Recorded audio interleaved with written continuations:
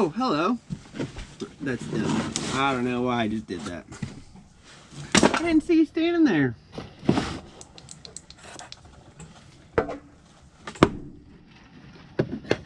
Got some more stuff from the mail today. Just trying to clean a couple of things up real quick.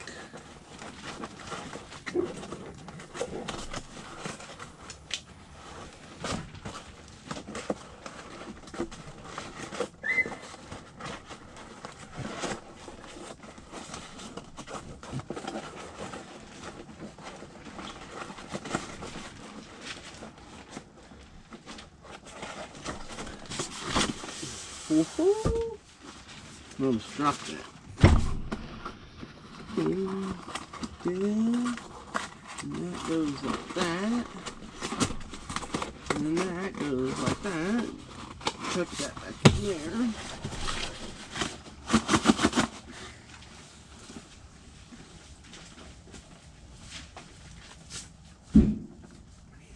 Take that in the house so it doesn't start rusting.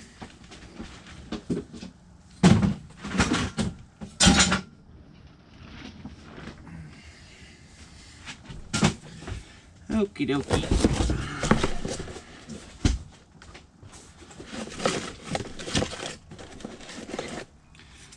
I got my wastegate in the mail.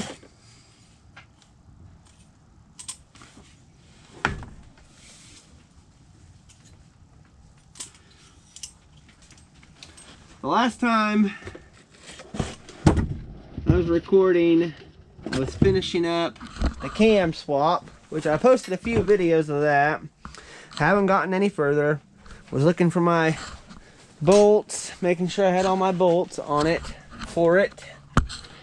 And started seeing a bunch of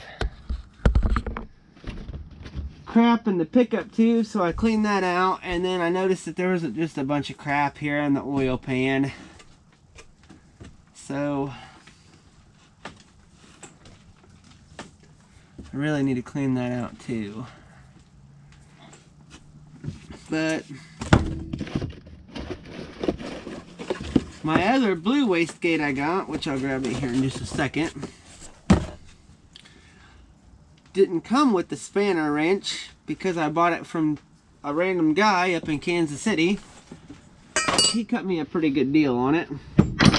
So I just ended up buying another one just like it.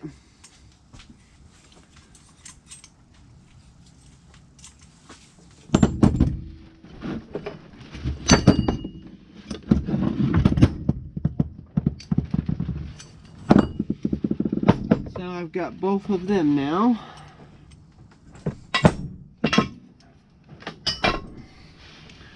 And I'm trying to remember what spring is in here. Whatever it is, it's not very strong, but I think it's really long.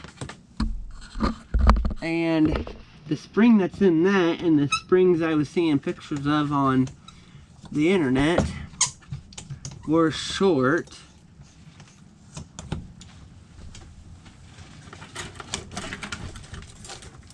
These are just random springs that I've found.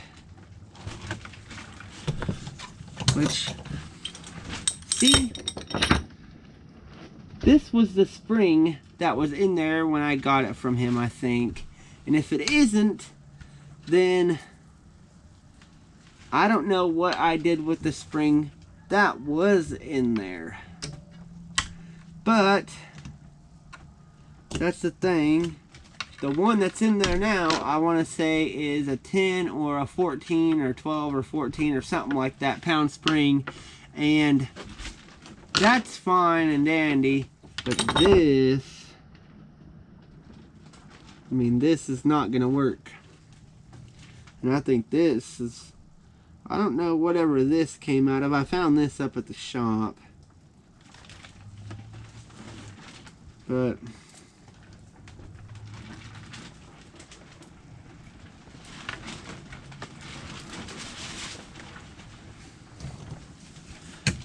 That one right there is really tough.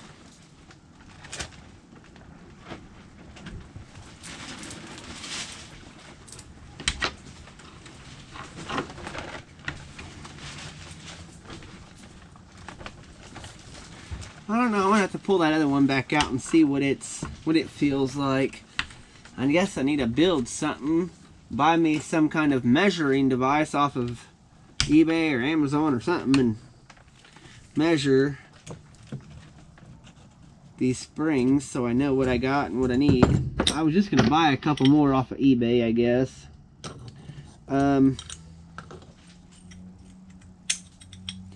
But when I bought this wastegate from that guy, it didn't come with no spanner wrench, so,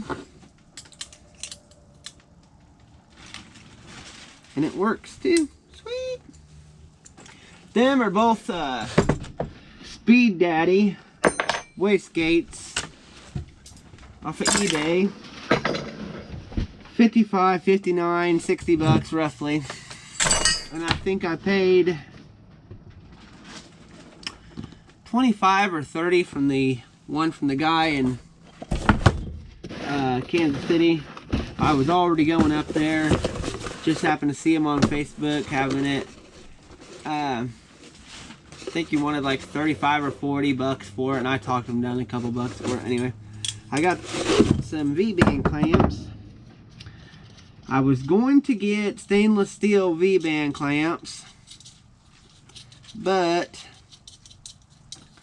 I don't know all that much about welding stainless steel. And as far as exhaust, I'm not welding a bunch of stainless steel exhaust, so I just got mild steel V-bands, 2.5 inch, and I'm probably gonna just put them down toward the bottom of the motor somewhere. I made all of my turbo flanges from my exhaust manifold T3, T4 flange to my turbo. I made that, and then I made those 5-bolt flanges for the side of it. Where am I looking here? Oh, right here in front of my stupid face. So, that ain't right. What am I doing? There we go. So I made them. They don't look all that great, and I need to waller them out a little bit more with a bit, but the holes are drilled in roughly the right spot, and they're every bit as thick as that right there. Well, almost as thick as that right there. Oh yeah, about the same. If it's small, it's just a little small. But I've got 2 of them. I need to finish welding this one up and reaming it out. And then I made my own T3, T4 flanges right here, which then need to be grinded down. I probably spent the same amount of money in wire and gas as I did welding these 2 things up. 4, since I had to do one for each side. But I got little bits and practice here and there, welding and cutting and grinding. Not that I don't already get enough practice, but I like being able to know that I can cut a fairly good straight line. Oh, a fairly good straight line with a cutoff wheel or a death wheel, then using a bandsaw that I don't have. I have a little bandsaw, but it doesn't cut thick steel. It'll barely cut mild aluminum, mild thickness aluminum. But I need to be able to make sure that I can cut things fairly straight with a cutoff wheel, so that's why I did them. I could have bought them. The T3, T4 flanges were like $7 or $8 a piece. Those other ones were like 10 or 15 bucks a piece, those 5-bolt flanges. So I wouldn't have been in it a lot of money, but I like making stuff like that, and it wasn't hard. The steel was free. I got that from up at work, from old brackets that were on some trucks from CNG systems. So, I mean, like this steel right here, I made this adjustable part of the engine bracket out of just some steel from up at the shop. And then these were motor mounts that I cut and widened from a 350 swap mount kit, and I ended up just using this end of it and welded it to it, and then bolt to the motor, and then go in right there, and they fit just fine, other than the fact that they got a little bit hung up the other night when me and Ren were pulling that engine out, so to do the cam swap. But them are gonna come out there. The turbo's gonna be right here. Pipe's gonna come out like this, back down. I wasn't wanting to make hood or fender exits just yet, because I am yet to register the truck, and I can't register it with exhaust coming out the damn fender. So what I'm gonna do, and I was wanting it to be a semi-sleeper, so what I'm gonna do is run my exhaust somewhere in here and down, and this V-band is gonna, I don't know if let me get a light.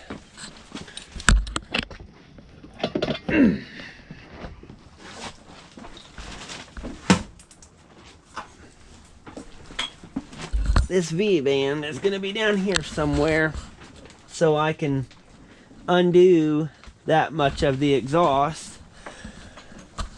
I don't know exactly how far it's gonna go down and back, or if I'm gonna use a muffler or anything like that, but I know it's got to go under the truck. And if I can have some kind of turn down on it, then I think getting an inspection won't be too bad. Missouri doesn't do any kind of exhaust gas readings, so I'm good there. I need to have lights, windshield wipers, a quiet exhaust, and working lights. I mean, like, that's the biggest parts of it. The tires have to be in fairly good shape. Depending where you go around here, where I'm at, you can have a fairly okay truck, or you have to have a brand new truck. Like, that's the difference in places you go. They'll want you to check your ball joints, your tire tread depth, wheel bearings, drive shaft, U-joint. Like, they'll check everything. They tried turning down my wife's car one time for a lug nut missing. A lug nut. But anyway, so I got them. These were only 25 bucks for the pair. How long am I running? 15. And then I got a wideband. So everything's here. I'm gonna turn back on here in just a second when we get a little bit further on the cam swap or install, I guess. I'll be right back.